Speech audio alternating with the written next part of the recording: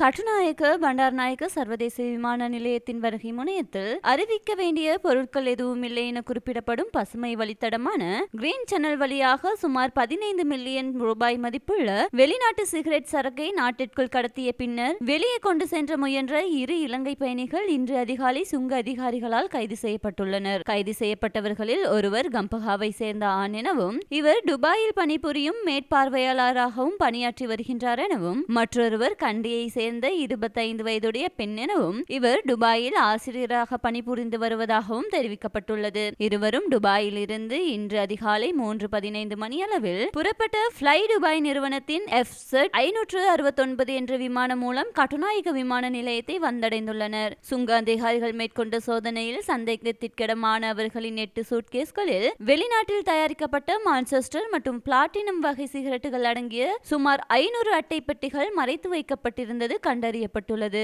இதனையடுத்து சம்பந்தப்பட்ட இருவரும் உடனடியாக கைது செய்யப்பட்டு சம்பவம் தொடர்பான மேலதிக விசாரணைகளை கட்டுநாயக்க விமான நிலைய சுங்க அதிகாரிகள் முன்னெடுத்து வருகின்றனர்.